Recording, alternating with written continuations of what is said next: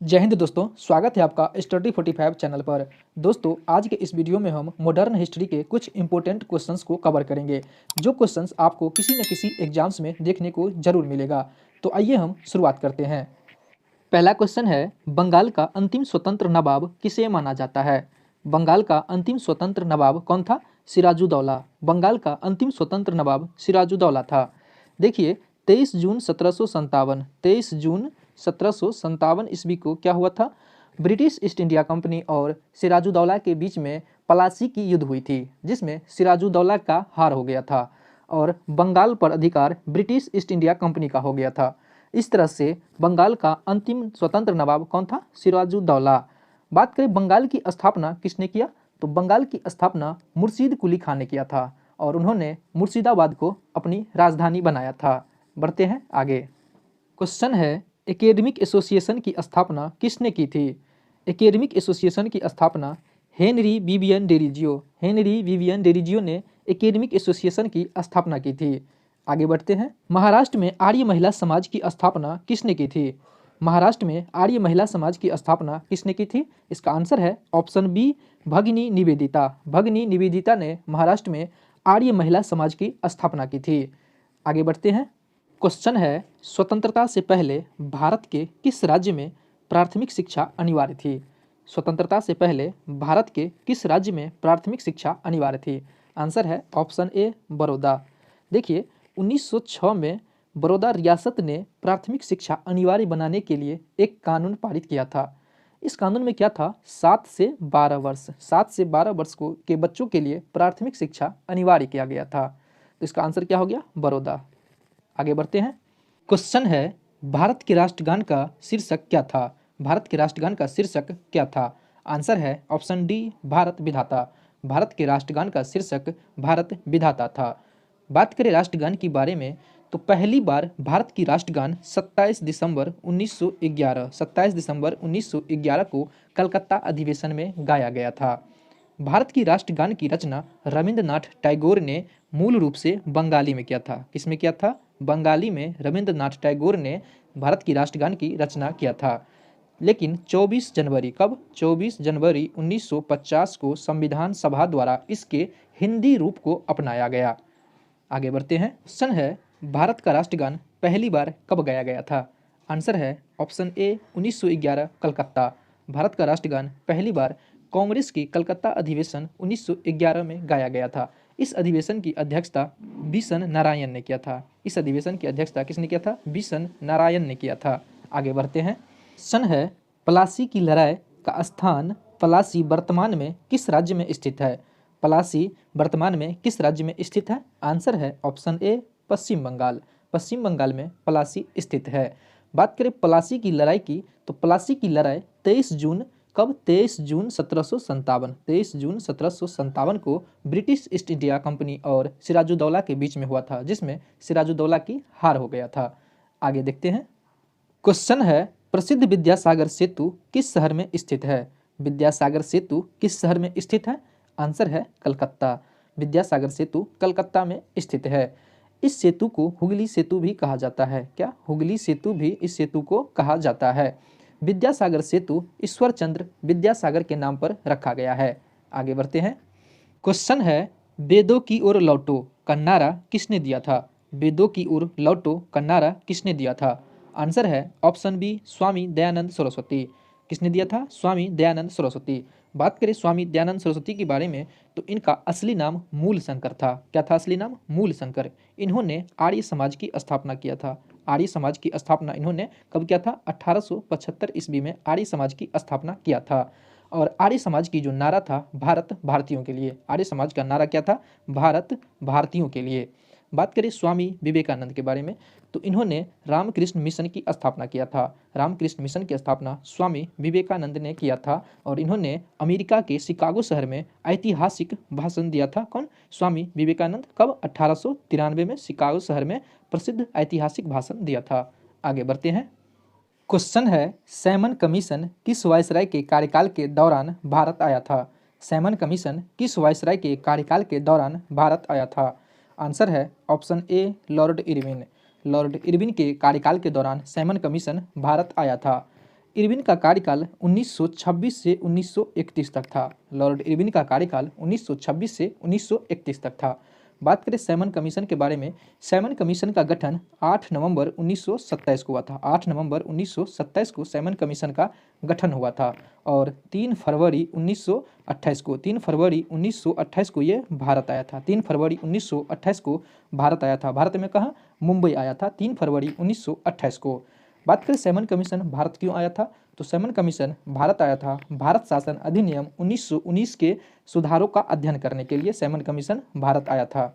बाकी ऑप्शन को देखते हैं। जेम्स फोर्ड के कार्यकाल के दौरान 1919 में रॉलेट एक्ट पारित किया गया था। 1919 में रॉलेट एक्ट पारित किया गया और 1919 में ही जालियांवाला बाग हत्याकांड हुआ जेम्स फोर्ड के कार्यकाल के दौरान।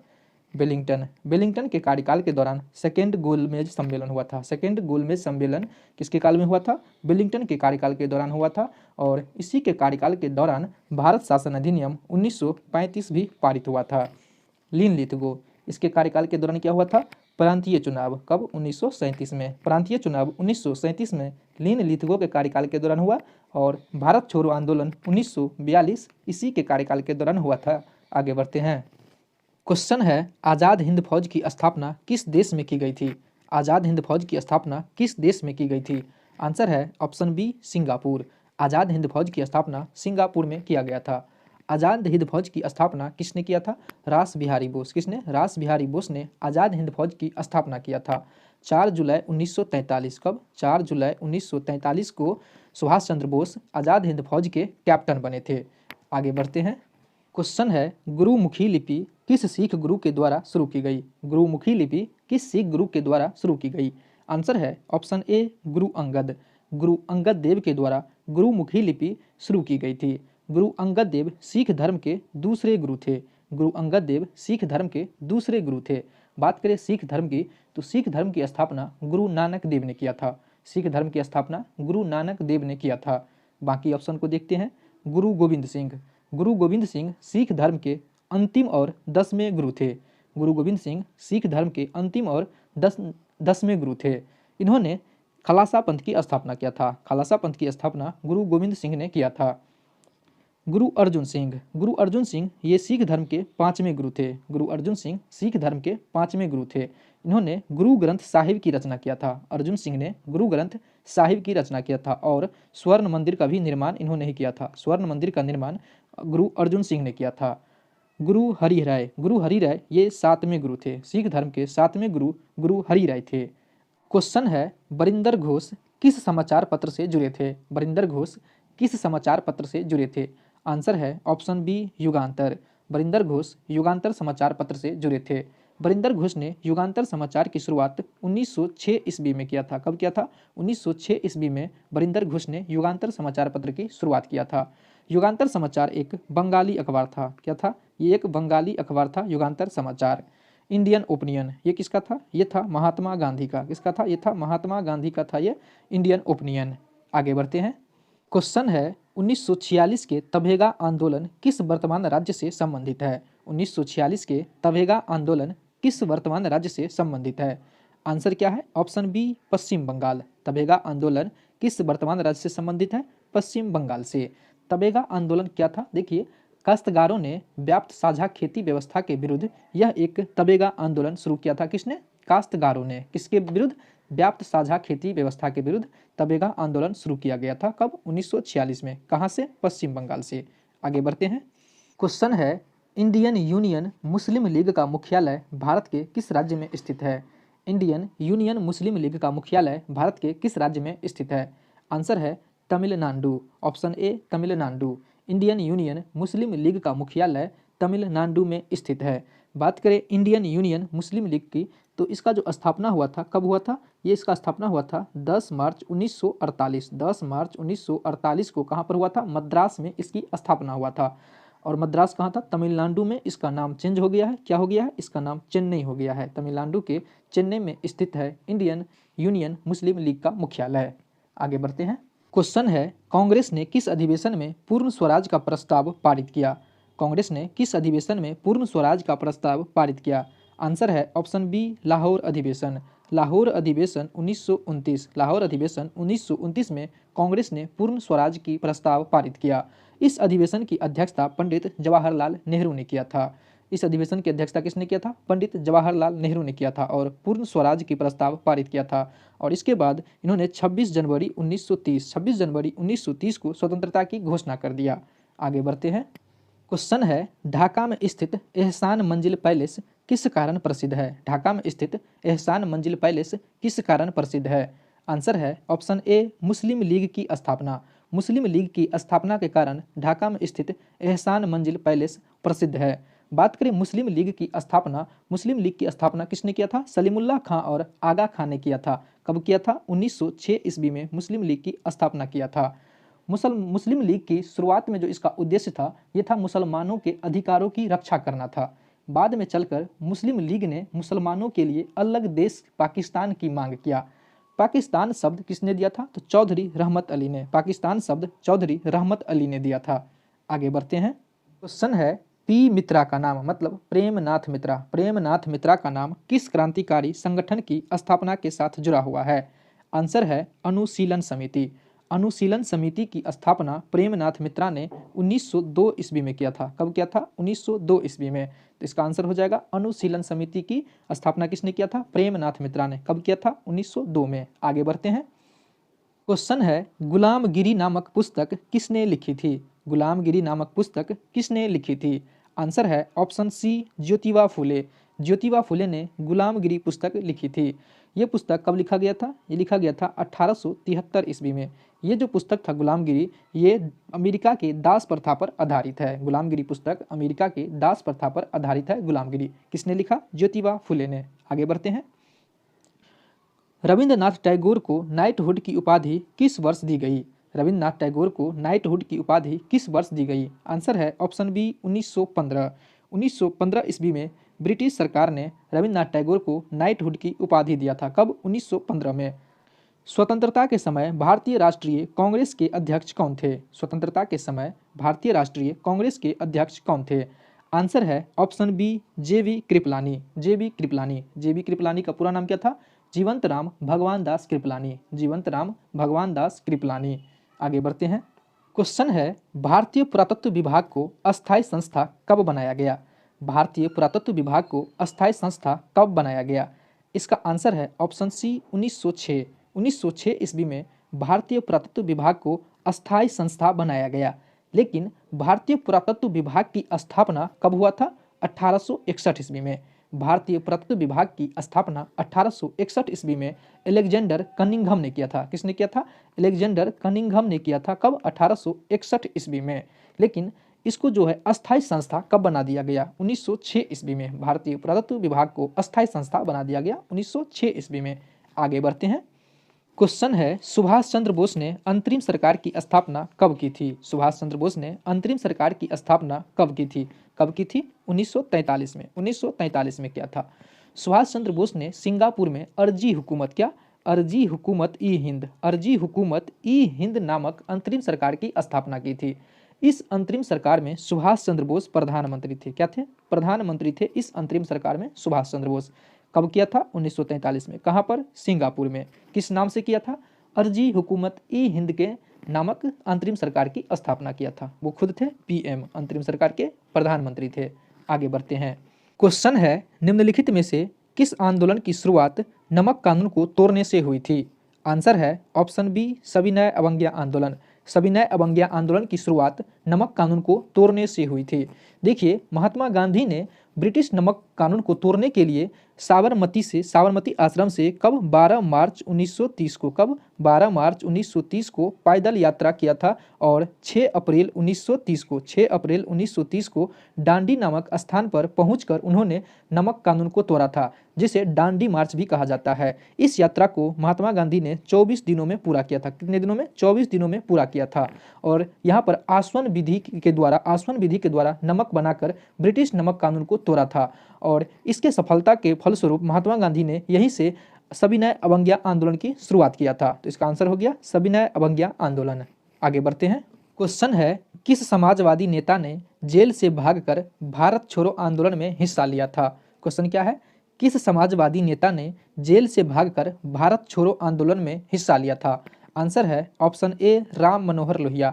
राम मनोहर लोहिया ने जेल से भागकर भारत छोड़ो आंदोलन में भाग लिया था। बात करें राम मनोहर लोहिया के बारे में, तो राम मनोहर लोहिया कांग्रेस सोशलिस्ट पार्टी के सह संस्थापक थे। राम मनोहर लोहिया कांग्रेस सोशलिस्ट पार्टी के सह संस्थापक थे और मनोहर लोहिया ने सप्त क्रांति की भी किया था। राम मनोहर लोहिया ने सप्त क्रांति भी किया था। आगे बढ़ते हैं। क्वेश्चन है, बक्सर की लड़ाई के बाद बंगाल के नवाब की गद्दी पर किसे बैठाया गया था? क्वेश्चन क्या है, बक्सर की लड़ाई के बाद बंगाल के नवाब की गद्दी पर किसे बैठाया गया था? आंसर है ऑप्शन सी मीर जाफर। मीर जाफर को बंगाल की लड़ाई के बाद बंगाल के नवाब के गद्दी पर बैठाया गया था। बात करें बक्सर की लड़ाई के बारे में, तो बक्सर की लड़ाई कब हुआ था? ये लड़ाई हुआ था 1764 ईस्वी में। बक्सर की लड़ाई 1764 ईस्वी में हुआ था। इसका आंसर हो गया मीर जाफर। आगे बढ़ते हैं। क्वेश्चन है, स्वदेश बंधन की स्थापना किसने की थी? स्वदेश बंधन की स्थापना किसने की थी? इसका आंसर है ऑप्शन बी अश्विनी कुमार दत्ता। अश्विनी कुमार दत्ता ने स्वदेश बंधन की स्थापना किया था। बात करें स्वदेश बंधन, तो स्वदेश बंधन समिति का जो मुख्य उद्देश्य था, इसका मुख्य उद्देश्य था स्वदेशी उत्पादों के इस्तेमाल में वृद्धि करना। स्वदेशी उत्पादों के इस्तेमाल में वृद्धि करना तथा विदेशी उत्पादों का बहिष्कार करना। विदेशी उत्पादों का बहिष्कार करना इसका मुख्य उद्देश्य था। नेक्स्ट क्वेश्चन देखते हैं। क्वेश्चन है, 1857 के क्रांति के दौरान भारत का जनरल गवर्नर कौन था? 1857 के क्रांति के दौरान भारत का गवर्नर जनरल कौन था? आंसर है option A Lord Canning. Lord Canning 1857 के क्रांति के दौरान भारत का गवर्नर जनरल था। बात करें लॉर्ड कैनिंग की, तो इसका जो कार्यकाल था कब से कब तक था? 1856 से 1862 तक इसका कार्यकाल था। 1856 से 1862 तक लॉर्ड कैनिंग का कार्यकाल था। आगे बढ़ते हैं। क्वेश्चन है, निम्नलिखित में से भारतीय शिक्षा का मैग्ना कार्टा किसे कहा जाता है? भारतीय शिक्षा का मैग्ना कार्टा किसे कहा जाता है? आंसर है option A Wood dispatch. Wood dispatch को भारतीय शिक्षा का मैग्ना कार्टा कहा जाता है। ये वुड डिस्पैच कब आया था? 1854 ईस्वी में। कब? 1854 ईस्वी में वुड डिस्पैच आया था। किसके कार्यकाल के दौरान? डलहौजी के कार्यकाल के दौरान। डलहौजी के कार्यकाल के दौरान वुड डिस्पैच 1854 ईस्वी में आया था। वुड डिस्पैच का जो उद्देश्य था क्या था? प्राथमिक विद्यालय में मातृभाषा में शिक्षा देना तथा उच्च विद्यालय में अंग्रेजी में शिक्षा देना वुड डिस्पैच का उद्देश्य था। क्वेश्चन है, वर्नाकुलर प्रेस अधिनियम और शस्त्र अधिनियम किस वायसराय के द्वारा पारित किया गया था? क्या है क्वेश्चन? वर्नाकुलर प्रेस अधिनियम और शस्त्र अधिनियम किस वायसराय के द्वारा पारित किया गया था? आंसर है option A Lord Lytton. Lytton ने वर्नाकुलर प्रेस अधिनियम और शस्त्र अधिनियम पारित किया था। ये वर्नाकुलर अधिनियम कब आया था? 1878 ईस्वी में। कब? 1878 ईस्वी में। इस अधिनियम को भारतीय प्रेस का गला घोटने वाला अधिनियम भी कहते हैं। किसे? वर्नाकुलर अधिनियम को। ये वर्नाकुलर अधिनियम भारतीय भाषा में छपे अखबारों पर लागू होता था। आगे बढ़ते हैं। क्वेश्चन है, निम्नलिखित में से किस वायसराय की हत्या उनके कार्यकाल के दौरान की गई थी? किस वायसराय की हत्या उनके कार्यकाल के दौरान की गई थी? आंसर है option A Lord Mayo. Lord Mayo की हत्या उसके कार्यकाल के दौरान कर दिया गया था। लॉर्ड मेयो की हत्या 1872 ईस्वी में। कब? 1872 ईस्वी में अंडमान द्वीप पर एक पठान ने उसकी हत्या कर दिया था। बात करें लॉर्ड मेयो की, तो लॉर्ड मेयो ने ही भारत में पहली बार जनगणना किया था। लॉर्ड मेयो ने ही भारत में पहली बार जनगणना कब किया था? 1872 ईस्वी में। क्वेश्चन है, भारतीय टंकन कागजी मुद्रा अधिनियम किस वायसराय ने पारित किया था? क्या है क्वेश्चन? भारतीय टंकन कागजी मुद्रा अधिनियम किस वायसराय ने पारित किया था? इसका आंसर है option C Lord Curzon. Lord Curzon ने भारतीय टंकन कागजी मुद्रा अधिनियम पारित किया था। लॉर्ड कर्जन का जो कार्यकाल था वो था 1899 से 1905। 1899 से कब से? 1905 तक था। इसके कार्यकाल के दौरान ही बंगाल विभाजन हुआ था। बंगाल विभाजन लॉर्ड कर्जन के कार्यकाल के दौरान हुआ था। लॉर्ड डफरिन के कार्यकाल के दौरान कांग्रेस का स्थापना हुआ था। डफरिन के कार्यकाल के दौरान कांग्रेस का स्थापना 1885 ईस्वी में हुआ था। कांग्रेस की स्थापना डफरिन के कार्यकाल के दौरान। क्वेश्चन है, श्रीरंगपट्टनम की संधि का संबंध किस युद्ध से है? श्रीरंगपट्टनम की संधि का संबंध किस युद्ध से है? आंसर है ऑप्शन बी तृतीय आंग्ल मैसूर युद्ध। तृतीय आंग्ल मैसूर युद्ध किसके बीच में हुआ था? ब्रिटिश ईस्ट इंडिया कंपनी एवं मैसूर के शासक टिप्पू सुल्तान के बीच में तृतीय आंग्ल मैसूर युद्ध हुआ था। और ये तृतीय आंग्ल मैसूर युद्ध श्रीरंगपट्टनम की संधि के तहत समाप्त हुआ था। और श्रीरंगपट्टनम की संधि कब हुआ था? 18 मार्च 1772। 18 मार्च 1772 को श्रीरंगपट्टनम की संधि हुआ था ब्रिटिश ईस्ट इंडिया कंपनी और टीपू सुल्तान के बीच में। आगे बढ़ते हैं। क्वेश्चन है महाद सत्याग्रह का नेतृत्व किसने किया था। क्वेश्चन क्या है, महाद सत्याग्रह का नेतृत्व किसने किया था। आंसर है option B R Ambedkar. B R Ambedkar ने महाद सत्याग्रह का नेतृत्व किया था। ये महाद सत्याग्रह कहाँ हुआ था, महाराष्ट्र के एक जिला है रायगढ़। महाराष्ट्र के एक जिला है रायगढ़। रायगढ़ में एक स्थान है महाद, उस महाद स्थान पर महाद सत्याग्रह हुआ था जिसका नेतृत्व किसने किया था, बी आर अम्बेडकर। आगे बढ़ते हैं। क्वेश्चन है ईस्ट इंडिया कंपनी ने किस वर्ष बॉम्बे को पुर्तगालियों से प्राप्त किया। ईस्ट इंडिया कंपनी ने किस वर्ष बॉम्बे को पुर्तगालियों से प्राप्त किया। इसका आंसर है ऑप्शन बी 1868 में। 1868 ईस्वी में ईस्ट इंडिया कंपनी ने बॉम्बे को पुर्तगालियों से प्राप्त किया था। आगे बढ़ते हैं।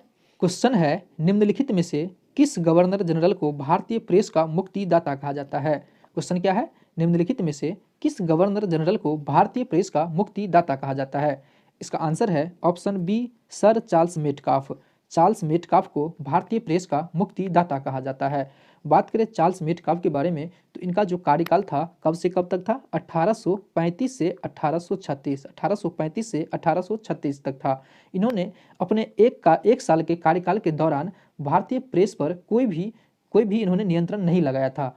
भारतीय प्रेस को पूर्ण रूप से स्वतंत्रता दिया था, इसीलिए इन्हें भारतीय प्रेस का मुक्तिदाता कहा जाता है, चार्ल्स मेटकाफ को।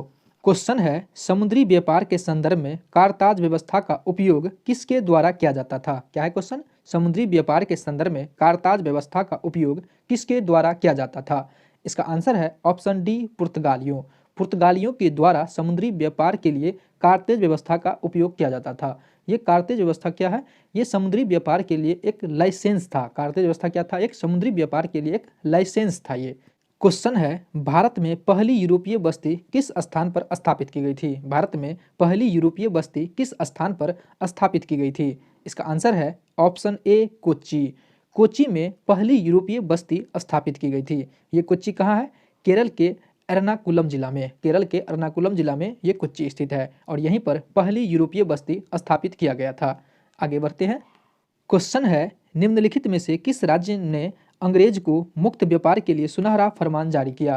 क्वेश्चन क्या है, निम्नलिखित में से किस राज्य ने अंग्रेज को मुक्त व्यापार के लिए सुनहरा फरमान जारी किया। इसका आंसर है ऑप्शन सी गोलकुंडा। गोलकुंडा ने अंग्रेजों को मुक्त व्यापार के लिए सुनहरा फरमान जारी किया था। कब किया था, 1662 ईस्वी में। कब, 1662 ईस्वी में किया था। क्वेश्चन है सलवाई की संधि किस युद्ध से संबंधित है। सलवाई की संधि किस युद्ध से संबंधित है। आंसर है ऑप्शन बी प्रथम आंग्ल मराठा युद्ध। प्रथम आंग्ल मराठा युद्ध के बाद सलवाई की संधि हुई थी। कब हुई थी, ये हुई थी 17 मई। कब, 17 मई 1782 को। 17 मई 1782 को सलवाई की संधि हुई थी प्रथम आंग्ल मराठा युद्ध के बाद। नेक्स्ट क्वेश्चन देखते हैं। क्वेश्चन है बक्सर की लड़ाई ईस्ट इंडिया कंपनी द्वारा किसके साथ लड़ी गई थी। क्वेश्चन क्या है, बक्सर की लड़ाई ईस्ट इंडिया कंपनी द्वारा किसके साथ लड़ी गई थी। तो इसका जो आंसर हो जाएगा ऑप्शन ए मीर कासिम। मीर कासिम और ईस्ट इंडिया कंपनी के बीच में बक्सर की लड़ाई हुआ था। बात करें बक्सर की लड़ाई के बारे में तो जो बक्सर का जो लड़ाई हुआ था कब हुआ था, 1764 में। 1764 में बक्सर का लड़ाई हुआ था। एक तरफ था ब्रिटिश ईस्ट इंडिया कंपनी तो दूसरे तरफ था बंगाल के नवाब मीर कासिम, अवध के नवाब शुजाउद्दौला और मुगल शासक शाह आलम द्वितीय। एक तरफ था ये तिलगुट सेना। मुगल शासक शाह आलम द्वितीय इस तिलगुट सेना का नेतृत्व कर रहा था जिसमें east India company, British east India company की विजय हुई थी और तिलगुट सेना की हार हुई थी। तो इसका आंसर क्या हो गया, मीर कासिम। आगे बढ़ते हैं। क्वेश्चन है भारत में सन 1881 ईस्वी में सर्वप्रथम नियमित जनगणना किसने करवाई थी। क्वेश्चन क्या है, भारत में सन 1881 ईस्वी में सर्वप्रथम नियमित जनगणना किसने करवाई थी। आंसर है option D Lord Ripon. Ripon ने 1881 ईस्वी में नियमित जनगणना करवाया था भारत में। लेकिन सर्वप्रथम जनगणना किसने करवाया था, तो लॉर्ड मेयो ने। 1872 में लॉर्ड मेयो ने सर्वप्रथम जनगणना करवाया था। आगे बढ़ते हैं। क्वेश्चन है गांधी जी ने कौन से गोलमेज सम्मेलन में भाग लिया। गांधी जी ने कौन से गोलमेज सम्मेलन में भाग लिया। आंसर है द्वितीय गोलमेज सम्मेलन में गांधी जी ने भाग लिया था। बात करें तीनों गोलमेज सम्मेलन में किसने भाग लिया था। 3 गोलमेज सम्मेलन हुआ था जिसमें तीनों गोलमेज सम्मेलन में भाग लिया था तेज बहादुर सप्रू और बी आर अम्बेडकर और तेज बहादुर सप्रू ने तीनों गोलमेज सम्मेलन में भाग लिया था। आगे बढ़ते हैं। क्वेश्चन है, व्यक्तिगत सत्याग्रह में विनोबा भावे को प्रथम सत्याग्रही चुना गया था। दूसरा कौन था? दूसरा कौन था? जवाहरलाल नेहरू। दूसरा सत्याग्रही कौन था? जवाहरलाल नेहरू। और प्रथम कौन था? विनोबा भावे। प्रथम सत्याग्रही कौन था? विनोबा भावे और दूसरा था जवाहरलाल नेहरू। आगे देखते हैं। क्वेश्चन है, बंदी जीवन पुस्तक के लेखक कौन थे? बंदी जीवन पुस्तक के लेखक कौन थे? आंसर है सचिंद्र सन्याल। सचिंद्र सन्याल बंदी जीवन पुस्तक के लेखक थे। आगे बढ़ते हैं। क्वेश्चन है, पंजाब में अहमदिया आंदोलन किसने प्रारंभ किया था? पंजाब में अहमदिया आंदोलन किसने प्रारंभ किया था? इसका आंसर है ऑप्शन सी, मिर्जा गुलाम अहमद। मिर्जा गुलाम अहमद ने पंजाब में अहमदिया आंदोलन प्रारंभ किया था। नेक्स्ट क्वेश्चन देखते हैं। क्वेश्चन है, ब्रिटिश संसद के लिए चुने जाने वाले पहले भारतीय व्यक्ति कौन थे? ब्रिटिश संसद के लिए चुने जाने वाले पहले भारतीय कौन थे? आंसर है ऑप्शन बी, दादा भाई नौरोजी। ब्रिटिश संसद के लिए चुने जाने वाले पहले भारतीय दादा भाई नौरोजी थे। तो दोस्तों, इस तरह से हमने मॉडर्न हिस्ट्री के 50 क्वेश्चनों को पूरा किया, जो कि वेरी वेरी इंपॉर्टेंट है। आप लोगों को ये वीडियो कैसा लगा और ये क्वेश्चन कैसा लगा कमेंट बॉक्स में ज़रूर बताना। मिलते हैं अगले वीडियो में, तब तक के लिए जय हिंद।